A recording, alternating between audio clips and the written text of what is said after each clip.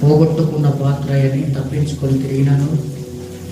దేవ, తప్పు నీ పైన వేసుకుని నీ ప్రియ కుమారుని ఈ లోకమునకు పంపి మా పాపముల విషయమై ఉమ్మవేయబడి, కొట్టబడి, అవమానపరచబడి, హేళన చేయబడి, దీనుడుగానో దరిద్రుడుగా ఈ లోకమందు నివసించి, ఇదిగో నన్ను విశ్వసిస్తే నిత్య జీవాన్ని మీకు ఇస్తానని ఉచితమైన కృపచేత రక్షించి దేవ సజీవులుగా వచ్చినటువంటి నీకు వందనాలు చెల్లిస్తున్నా. మా తండ్రి, మా పాపముల విషయమై, మా తలంపులు, మా ఆలోచనలు, మన ప్రవర్తన సమస్తము ఎల్లప్పుడూ కేవలం చెడ్డదని నీ వెరిగి దేవ కనికరించునే కృప చూపుచున్నటువంటి నీ కృప కొరకై స్తోత్రాలు చెల్లిస్తూ, దేవా నీవిచ్చిన రక్షణ కొరకై వందనాలు చెల్లిస్తున్నాం. రక్షణ పాత్రను చేత పట్టుకు రక్షణ లేని బిడ్డలకు రక్షణను అందించి ఈ పాత్ర రుచి చూడండి. ఈ పాత్రలో సమృద్ధి ఉన్నది, ఈ పాత్రలో ఆకలి తీర్చబడుచున్నది, ఈ పాత్ర ద్వారా క్షేమం కలుగుతున్నదని సాక్ష్యం ఇచ్చి బిడ్డలుగా నన్ను మమ్మల్ని వచ్చాను. నీకు ఆయాసకరంగా, నీకు బాధాకరంగా ప్రవర్తించిన ప్రతి మాటను బట్టి, ప్రతి తలంపును బట్టి ఒప్పుకుంటూ ఈ సన్నిధానమునందు విడిచిపెడుతున్నాం. దయతో మన్నించండి, కనికరించండి, దీనత్వం నేర్పించండి, తగ్గింపును మాకందరికీ నేర్పించండి. దేవా, నీవు ఇచ్చిన రక్షణ కొరకై, నీవు పొందిన గాయముల కొరకై వందనాలు చెల్లిస్తూ యేసు నామమున ప్రార్థించి అడిగి వేడుచున్నాము తండ్రి. ఆమేన్. సంఘమంతా కూడా కూర్చోండి. ఈ సమయం నందు దేవుని వాక్యాన్ని ఒక మాట చదువుదాం. యెహోషువ గ్రంథము 24వ అధ్యాయం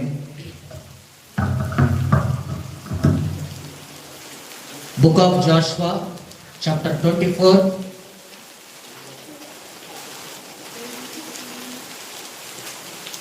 15వ వచనం. యెహోషువ గ్రంథము 24వ అధ్యాయం 15వ వాక్యాన్ని చదువుదాం. చివరి భాగాన్ని 2 సార్లు చదువుదాం.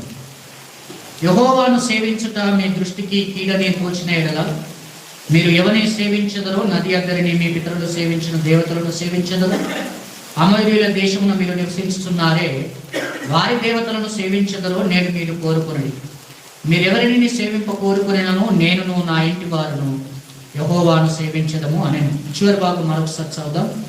నేనును నా ఇంటి వారును యెహోవాను సేవించదము అనెను. ప్రార్థన చేద్దాం వాక్యం కొరకు. మహాపరిశుద్ధుడైన తండ్రి, నువ్వెంతో గొప్ప దేవుడు, నీ వాక్యం సత్యము, నీ తలంపులను ఎరుగుటకు మాకు దయచేయండి.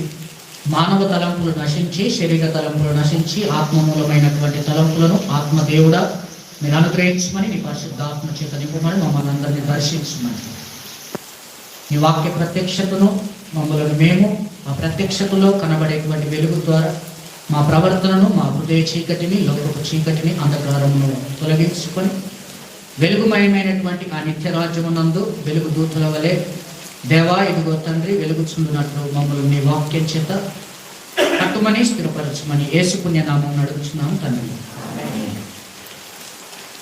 ప్రియమైనటువంటి దేవుడు వారిలారా, ఈ యొక్క మధ్యాహ్న కాల సమయం నందు మీకందరికీ ప్రభు యేసుక్రీస్తు నామమున వందనాలు చెల్లిస్తూ ఉన్నాను. అందరికి ప్రెజలాడండి. అందరు బాగున్నారా? చల్లగా వర్షం పడుతుంది. సో ఇంటిలో మంచి విశ్రాంతి తీసుకుంటున్నారు చాలామంది. సరే, వాక్యాన్ని విందాం.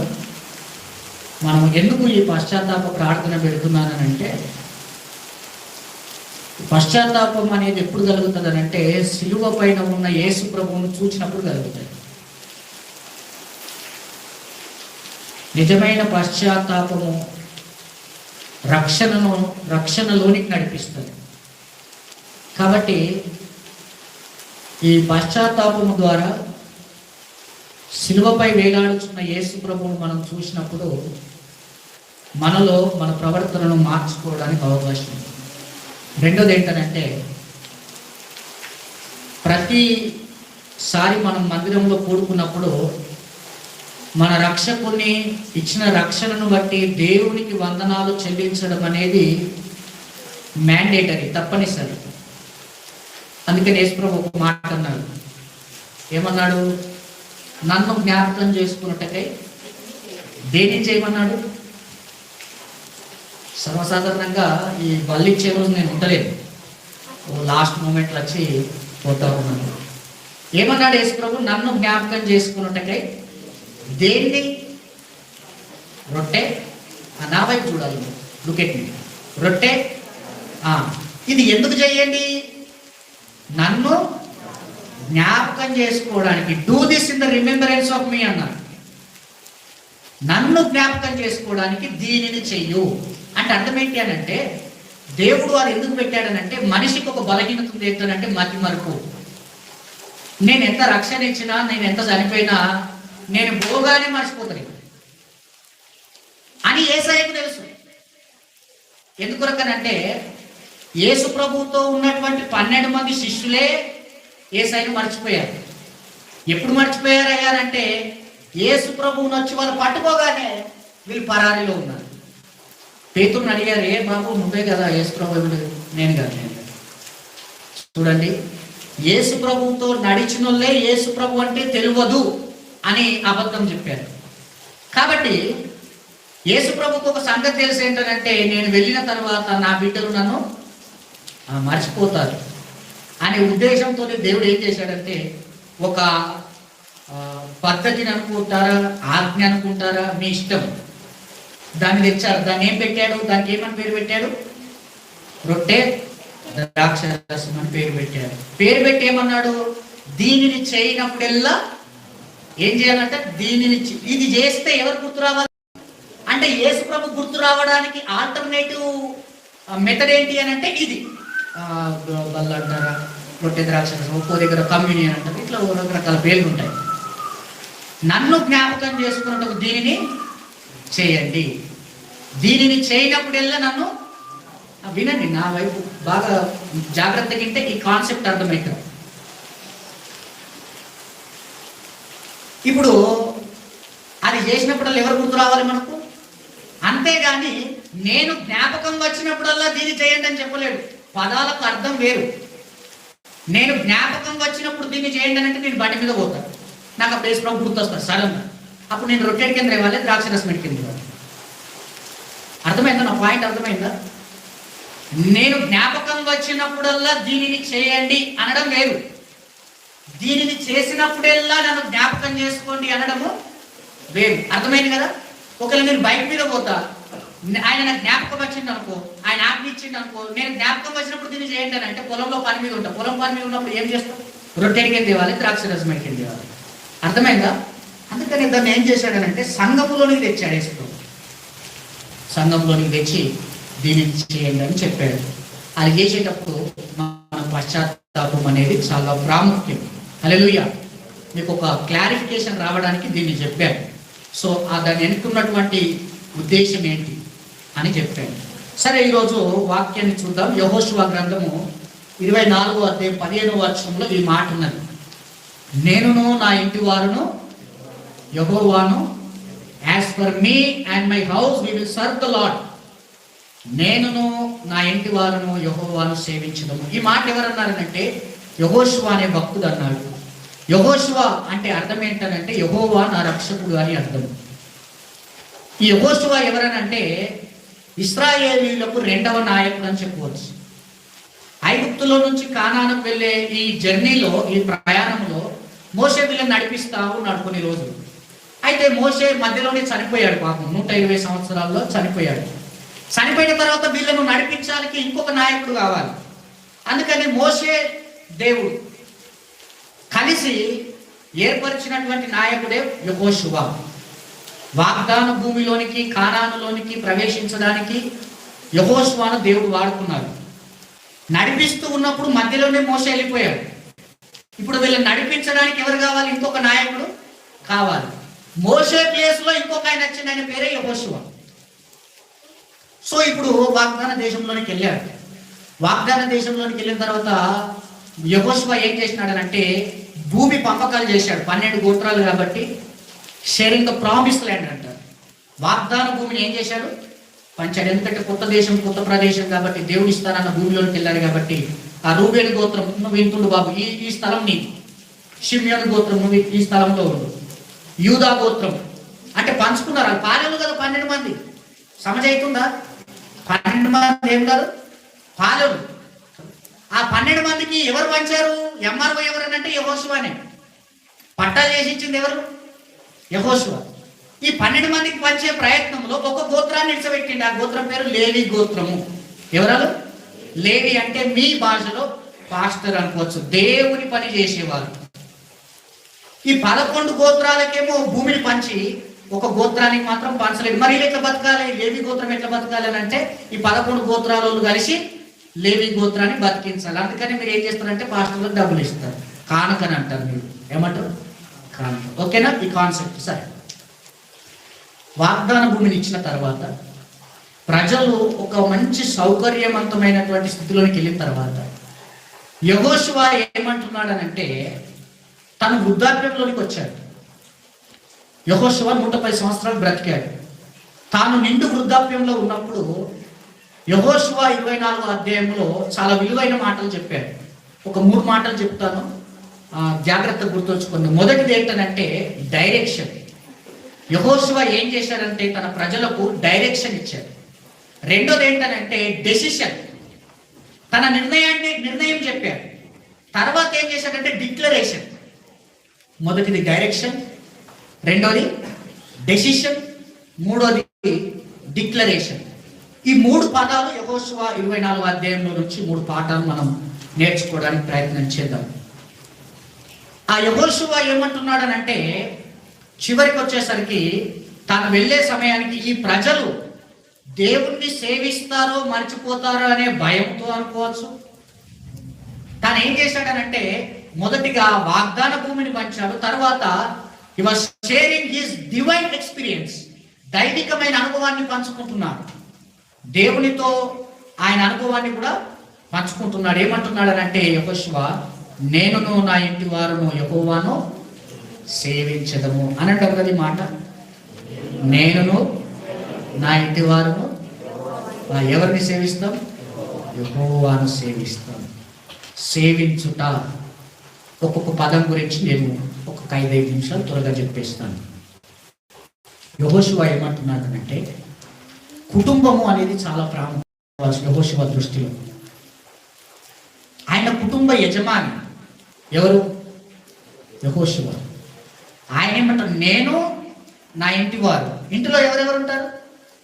కిట్టాక్ మీరైతే घर में బోలో శ్రీకాంత్ చెప్పు.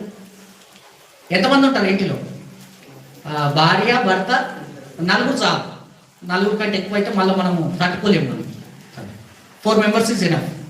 భార్య, భర్త, 2 పిల్లలు అనుకోండి.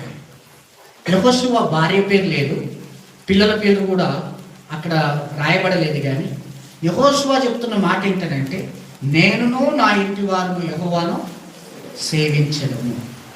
ఒక గొప్ప తీర్మానం, ఎ గ్రేట్ కమిట్మెంట్, ఒక గొప్ప నిర్ణయం అని చెప్పచ్చు. ఏంటట? నేను నా ఇంటి వారు యెహోవాను. ఇప్పుడు ప్రశ్న ఏంటంటే నీవు నీ ఇంటి వారు యెహోవాను సేవిస్తున్నారా అనేది ప్రశ్న. ఒకవేళ సేవిస్తే ఇప్పుడు నీ కుటుంబం ఎక్కడున్నది? మన పిల్లలు చదువుకోనికి వెళ్తారు, దాంట్లో మనం ఏం చేయలేము కదా. కానీ ఎక్కడున్నా భార్య ఉద్యోగంలో ఉండి, భర్త వేరే ఉద్యోగంలో ఉండి, దూర ప్రాంతంలో ఉన్న పిల్లలు చదువుకునే కండిషన్లో ఉండి దూర ప్రాంతంలో ఉన్న వాళ్ళు యెహోవాను సేవిస్తున్నారు అనేటువంటి ఆ మనస్సాక్షి సాక్ష్యము నీకు కలిగి ఉండాలి. ఈరోజు క్రైస్తవ కుటుంబాలలో యెహోవాను సేవించు వారిగా లేరు. అయితే ఈ సేవించుటలో మొట్టమొదటిగా ఎవరు ఉండాలంటే యెహోషువ భర్త, the captain of the house, ఆ కుటుంబ యజమాని. యెహోషువ ఏమంటున్నాడు? నేను నా ఇంటి వారి యెహోవాను సేవిస్తామంటున్నాడు. కుటుంబ యజమాని. దురదృష్టవశాత్తు ఈరోజు అసలు భర్తలు అంటే కుటుంబ యజమానులు ఎక్కడ ఉంటున్నారో వాళ్ళ అడ్రస్ లేదు. పాపం అమ్మలే స్త్రీలే దేవుని ఆరాధించడము, వాళ్ళ ఒక్కళ్ళే దేవుని పూజించడం చేస్తూ ఉన్నారు. కుటుంబములో యజమాని అనేవాడు దేవుని యందు విశ్వాసం కలిగి నడిచినట్లయితే తప్పకుండా కుటుంబము దేవుని మార్గములో నుంచి తొలగిపోదు. ఈరోజు చాలా మంది పిల్లలు నాస్తికులు అవుతున్నారు. కారణం ఏంటి? నాస్తికులు అంటే దేవుడు అంటే నమ్మరు. కారణం ఏంటి? What was the reason? కారణం ఏంటంటే యజమాని లోపమే, యజమాని యొక్క తప్పిదమే అని చెప్పొచ్చు. ఏది? పిల్లలు కుటుంబ సమేతంగా దేవుణ్ణి ఆరాధించాలి. ఆదివారం వచ్చిందనంటే ఇంటికి తాళం ఉండాలి. తెలుసా? ఇంటికి ఏముండాలట? తాళం ఉండాలి. ఒక భక్తుడు అన్నాడు, ఏ ఇల్లు అయితే ఆదివారం ఇంటికి తాళం వేస్తారో ఆ ఇంటిని దేవదూతలు శుభ్రపరుస్తాయట. మనం ఇంటికి వస్తాం కదా, గుడిలో దేవదూతలు ఉంటాయి కదా, ఆ దూతలన్నీ ఏమైతాయి? ఆలయం మన జాబు ఆయన వర్ణించింది అన్నట్టు, ప్రజలకు అర్థం కానీ అట్లా వర్ణించాడు. దేవదూతలు ఇల్లుని శుభ్రపరుస్తాయని చెప్పారు. కనుక యెహోషువ ఏమంటున్నాడంటే, నేను నా ఇంటి వారు యెహోవాను సేవించదము. We will serve the Lord. ఒక వ్యక్తి యెహోవాను సేవించాలనంటే ముందు ఒకటి చెయ్యాలి. యోహాను సువార్త చూద్దాం. యోహాను సువార్త, ఒకడు నన్ను సేవించిన యెడల నన్ను వెంబడింపవలెను. హి మస్ట్ ఫాలో మీ. చూడండి, ఒకడు నన్ను సేవించిన యెడల వాడును వెంబడింపవలెను. వెంబడించకుండా సేవించలేము. సేవించుట అనే పదానికి అర్థం ఏంటంటే ఇంగ్లీష్లో సర్వ్ కదా. We will serve the Lord అన్నారు. యెహోషువ ఏమంటున్నాడు తెలుసా? నేను నా కుటుంబము దేవునికి సర్వ్ చేస్తాం. నేనును నా ఇంటి వారిని యెహోవాను సేవిస్తామంటే సర్వ్ చేస్తాం. మేము నా కుటుంబముగా నేను యెహోవాకు సర్వ్ చేసే వ్యక్తిగా నేను ఉంటానని యెహోషువ చెప్తున్నాడు. ఎంత గొప్ప తీర్మానం అది! ఈరోజు దేవునికి సేవించేటువంటి సర్వ్ చేసేటువంటి కుటుంబాలు కనబడాలి. దేవునికి సర్వ్ చేసేటువంటి కుటుంబాలు కనబడడం లేదు. సర్వ్ చేయాలి కదా. హోటల్లోకి వెళ్తే ఆయన మనకి ఎంత సర్వ్ చేస్తాడు. మనం దేవుని విషయంలో సర్వ్ చేసే వారిగా ఉండాలి. We must serve to Lord. ఒకసారి ఒక సాక్ష్యం చెప్తూ ఉన్నాడు ఒక దైవజనుడు. ఏమనంటే, అలా మందిరం ఉంటుందట. మందిరంలో చర్చి, సండే చర్చ్ కాగానే ఒక పెద్ద ఆయన మంచి ఇన్షర్ట్ వేసుకొని బాగా చదువుకున్నాడు, పెన్ను పెట్టుకొని ఒక పెద్ద ఆయన వెళ్ళి మందిరము 9 గంటల కంటే 8:30కే వెళ్ళి చర్చిలో ఆ కుర్చీలను దుడుస్తూ ఉండట. వెనక కూర్చుంటారు కదా జనాలు, కుర్చీలను దుడుస్తూ ఉన్నాడట. ఒక ఆయన సందేహం వచ్చి అడిగారట, సార్ ఎందుకు మీరు మా చర్చికి అంత తొందరగా వెళ్తున్నారు అని అంటే, ఈయన అన్నాడట, చర్చిలో కుర్చీలు తుడవడానికి అన్నాడట. ఇంతకీ ఏం పని చేస్తాడంటే బ్యాంక్ మేనేజర్. ఈయన ఏంటి? Bank manager. చర్చిలోకి వెళ్ళి 10 మంది కూర్చునే కుర్చీలు తుడుస్తూ ఉన్నారు. ఎందుకు సార్ మీరు ఆఫీస్లోకి వెళ్తే మీ కుర్చీ ఇంకొకటి తుడుస్తారు? నేను చెప్పింది అర్థమైందా? ఆయన ఆఫీస్లోకి వెళ్తే ఈయన కుర్చీ తుడుకోగలు ఉంటారు, కానీ దేవుని మందిరంలోకి వస్తే ఇతరులు కూర్చొనే కుర్చీలు ఈయన తుడుస్తున్నారు. ఎందుకు సార్ మరి ఇంత అవసరం మనకు? పైసలు ఇచ్చి కూడా చెప్పే ఆయన అన్నాడట, ఆఫీస్లో నా కుర్చాడు తుడుస్తున్నాడంటే కారణం ఏంటనంటే నేను ఇక్కడ కుర్చీలు తుడవడమే. ఈ ఆశీర్వాదమే అక్కడ నా కుర్చీ ఇంకొకటి తుడిచేటట్టు దైవించిన దేవుడు అని చెప్పాడు. హల్లెలూయా. ఇటువంటి దీనత్వము, ఇటువంటి దేవుని పట్ల సర్వ్ చేసే గుణము మనము కలిగి ఉండాలి. ఈయన అంత పెద్ద ఆఫీసర్ అయి ఉండి మందిరంలో చేతులు తుడుస్తూ ఉన్నాడు. తద్వారా దేవుడు అతన్ని దీవించి అతను కూర్చునే కుర్చీని తుడవడానికి ఇంకొకలను దేవుడు నిర్ణయించాడు. మనం దేవుని దగ్గర ప్రవర్తించిన విధానం బట్టి దేవుడు మనల్ని లోకంలో హెచ్చిస్తాడు. హల్లెలూయా. యోసేపు దేవుని దగ్గర ప్రవర్తించిన ఆ భక్తి విశ్వాసమును బట్టి దేవుడు యోసేపుని హెచ్చించాడు, దానియేలుని హెచ్చించాడు. అవునా లేదా?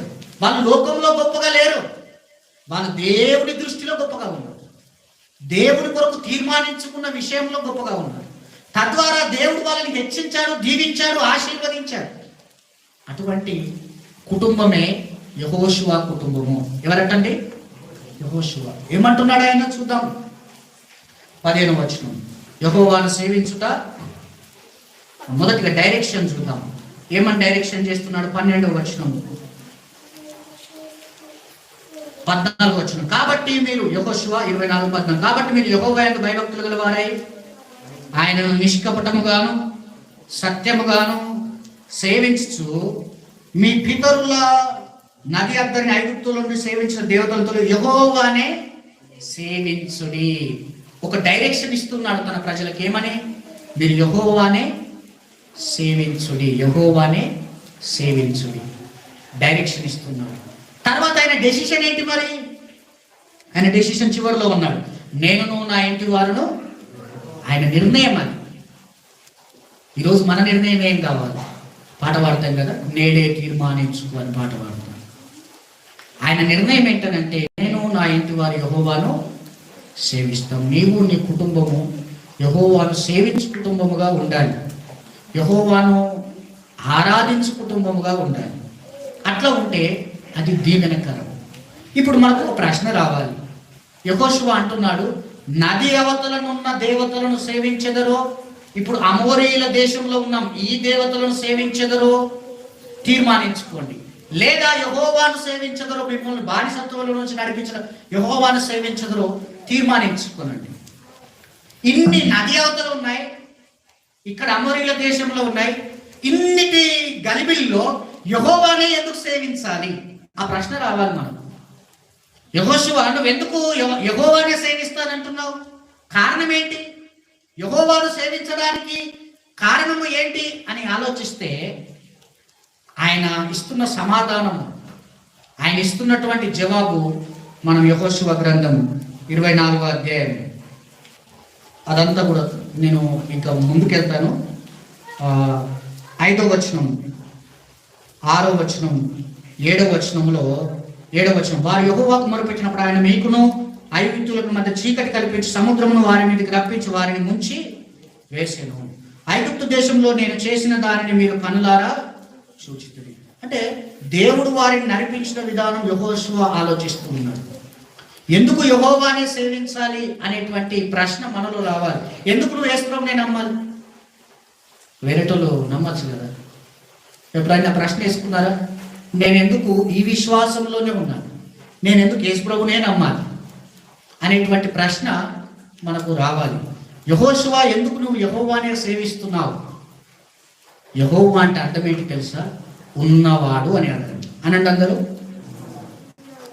మోషే అడిగాడు, నీ పేరేంటనంటే, నా పేరేంటనంటే యెహోవే అన్నాడు హిబ్రూలో. అంటే అర్థం ఏంటనంటే ఉన్నవాడను. యెహోవా అంటే అర్థం ఏంటంట? ఉన్నవాడు. ఆయన అన్ని కాలాల్లో ఉన్నవాడు. భూత భవిష్యత్ వర్తమాన కాలంలో ఏకరీతిగా ఉన్న దేవుడు, మార్పు లేని దేవుడు. యెహోవా అంటే అర్థం ఏంటనంటే మార్పు లేని దేవుడు, ఉన్నవాడు. ఆయన హి వాజ్ ఎగ్జిస్టెడ్, సెల్ఫ్ ఎగ్జిస్టెన్స్ అంటారు. ఆయన ఆది నుంచి ఉన్నవాడు. కొంతకాలం ఉండి, కొంత పీరియడ్ ఉండి, తర్వాత సమయంలో ఆయన ఉండకపోవడం అట్లా ఉండదు. ఆయన అన్ని సమయములలో ఉన్నవాడు.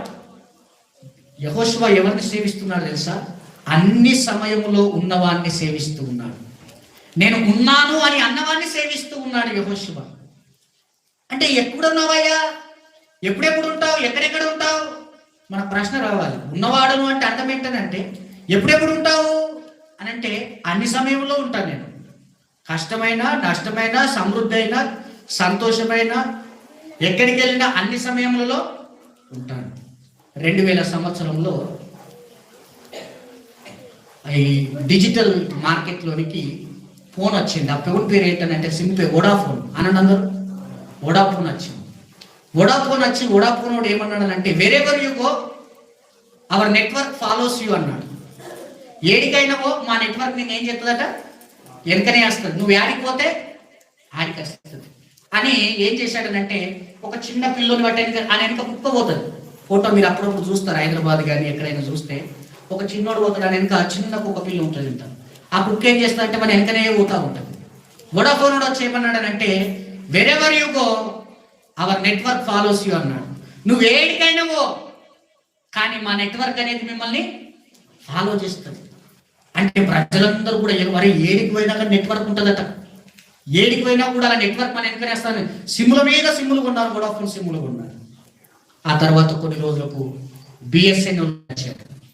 బిఎస్ఎన్ఎల్ వచ్చేమన్నాడంటే wherever you go our network connects you అన్నాడు.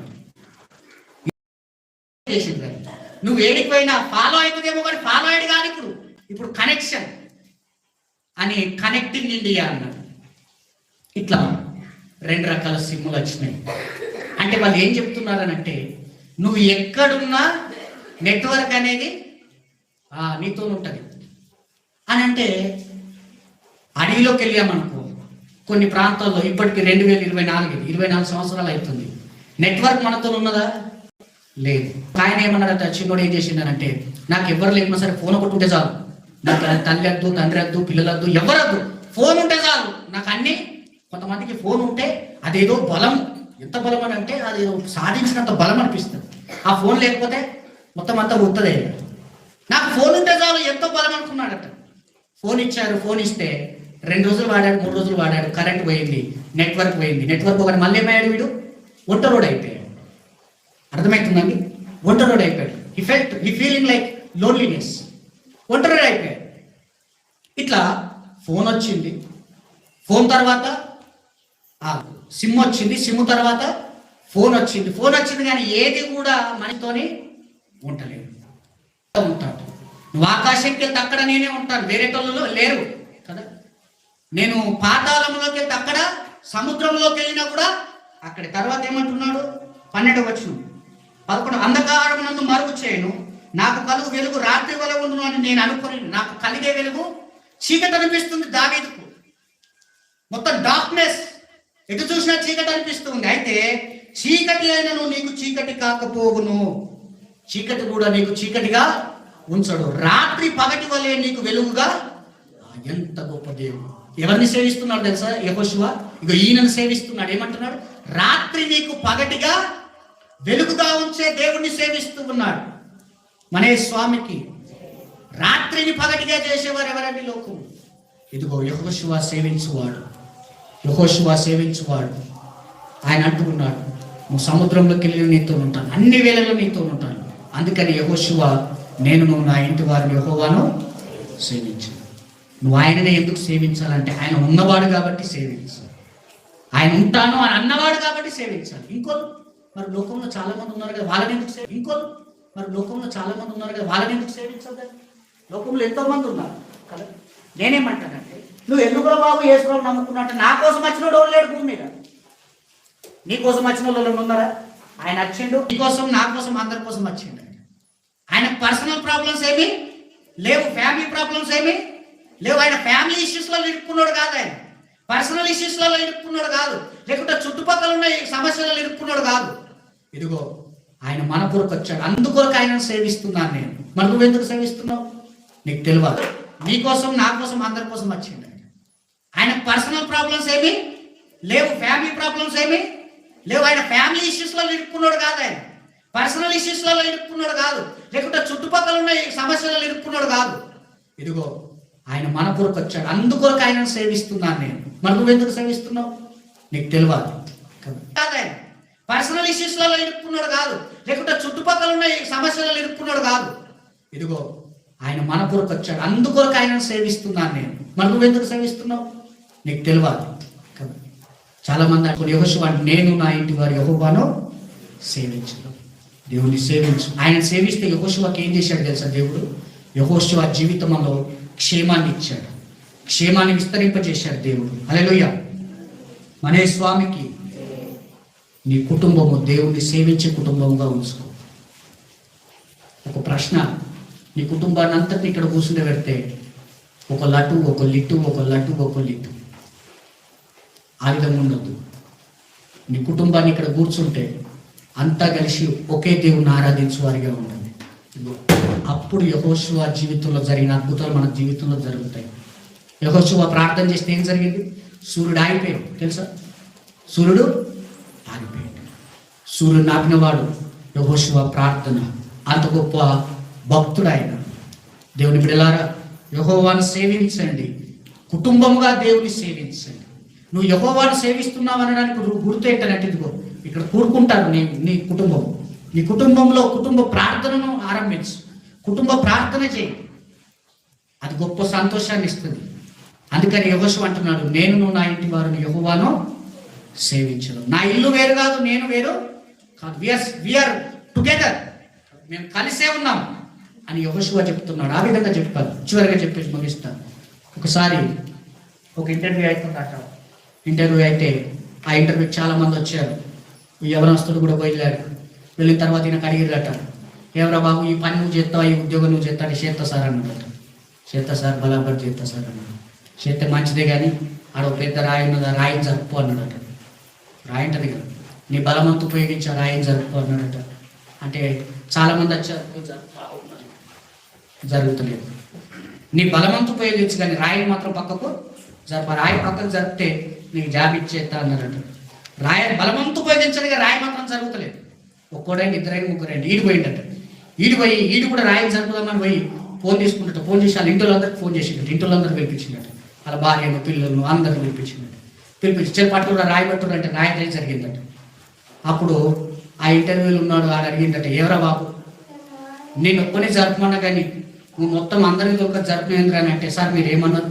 నీ బలమంతా చెప్పాలి, నీ బలమంతా నా బలమంతా గీలే కాబట్టి అందుకని వీళ్ళందరినీ దొరకొచ్చిన, మరి నువ్వు ముందే చెప్పాలి కదా అన్నాడంట. గట్టిగా దేవుని సపోర్ట్ కొట్టింది. నా బలమంతా ఎవరు? వచ్చిన వాళ్ళంతా నా బలమే.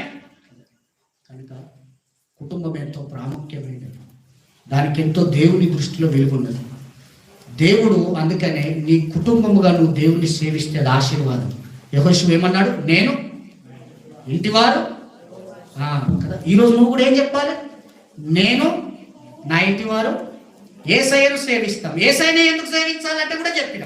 ఆయన ఎటువంటి వాడట?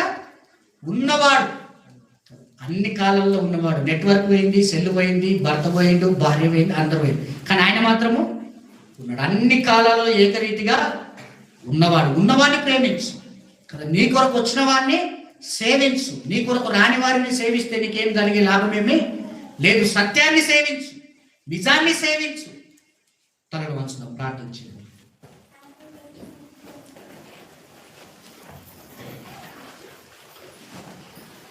తనను వంచుదాం, ప్రార్థించు. ప్రియమైన తండ్రి, పరిశుద్ధుడ, మహోన్నతుడ, స్తోత్రం నాయన. నీ వాక్యం ద్వారా శుద్ధిగా స్పష్టంగా అనేక విషయాలు తెలియజేశారు. యెహోషువ తన వృద్ధాప్యంలో ఇశ్రాయేలు ప్రజలకు భూమిని పంచిపెట్టిన వాడు ఆధ్యాత్మికతను పంచిపెడుతుంది. మా తండ్రి డైరెక్షన్ ఇచ్చాడు, తన డెసిషన్ చెప్పాడు, డిక్లరేషన్ కూడా ఇచ్చాడు. ఈ రాయే సాక్ష్యం అన్నాడు. ఇదిగో ఎవరిని సేవించడమో తీర్మానించు, యెహోవాను సేవించదమన్నాడు. ఎందుకు యెహోషువ యెహోవాని సేవిస్తావనంటే, యెహోవాకున్న లక్షణం ఏంటంటే నేను ఉన్నవాడును అన్నాడు. ఉన్నవాన్ని ప్రేమించాలి, ఉన్నవాన్ని సేవించాలి, ఉన్నవాన్ని ఆరాధించాలి. అన్ని కాలంలో ఏకరీతిగా ఉన్నటువంటి వాడు. ఇది ఆయనను సేవించండి. నెట్వర్క్ వచ్చింది, పోయింది. సెల్ ఫోన్ వచ్చింది, అది పోయింది. అది ఉంటే చాలనుకున్నారు. నెట్వర్క్ ఉంటే చాలనుకున్నారు. ఫోన్ ఉంటే చాలనుకున్నారు. లేదంటే మనుషులు ఉంటే చాలనుకున్నారు. ఎవరు ఉన్నారు? కానీ శాశ్వతమైన కృపతో ఆయన మనల్ని ఎదురుగా ఉండేవాడు ఒక్కడే, ఆయన యేసు ప్రభు. ఆయన నీ కుటుంబముగా సేవిస్తున్నావా? నీ కుటుంబం ఆయనను సేవిస్తుందా? భార్య, భర్త, పిల్లలు అందరికి కలిసి మందిరానికి వెళ్ళే అనుభవం ఉన్నారు అంటే దీవెన. నీ కుటుంబంగా యెహోవాను సేవించు. యెహోషువ తీర్మానం చేసుకున్నాడు. ఆయన భర్తగా, కుటుంబ యజమానిగా. ఒక కుటుంబ యజమానిగా నీ బాధ్యత ఏంటి? ఒక కుటుంబ యజమానిగా వారి విశ్వాస విషయమై, వారి ఆధ్యాత్మిక ఆత్మీయ విషయమై వారు ఎవరిని సేవిస్తున్నారో వాళ్ళని కంట్రోల్ చేయాలి. వాళ్ళు జీవము గల దేవుడైన యేసయ్యను సేవించడానికి వారిని నడిపించాలి. తీర్మానం చేసుకుందాం. విన్న వాక్యం కొరకు ఒకరు ప్రార్థించండి. చిన్న మాట, కేవలం వాక్యం.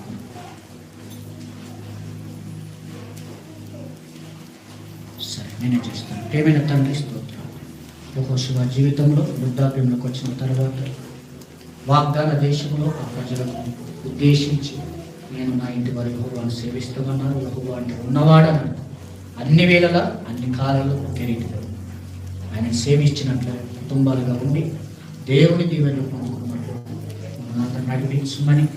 దేవా, ఎవరెవరినో సేవిస్తూ ఉన్నాను కానీ అవన్నీ వ్యర్థం. ఇదిగో ఉన్నవాడవు నీవు, నిన్ను సేవించాలి, నా కొరకు వచ్చినటువంటి యేసయ్య నిన్ను సేవించాలనే గొప్ప తీర్మానం. లోకంలో వచ్చిన వారందరూ వారి వారి వ్యక్తిగత సమస్యలతో, వ్యక్తిగత ప్రాబ్లమ్స్తో ఉన్నారు. కానీ ఇదిగో నీ కొరకు నేను ఈ లోకంలోకి వచ్చినానని చెప్పిన నాలుగు ఒక్కడే అనే సత్యాన్ని గ్రహించిన మా కొరకు వచ్చినందుకు వందనాలు చెల్లిస్తూ నిన్న వాక్యం పరంగా మా కుటుంబాలను నిన్ను సేవించే కుటుంబాల గురించి యేసు పేరిట ప్రార్థిస్తున్నాను తండ్రి. ఆమేన్.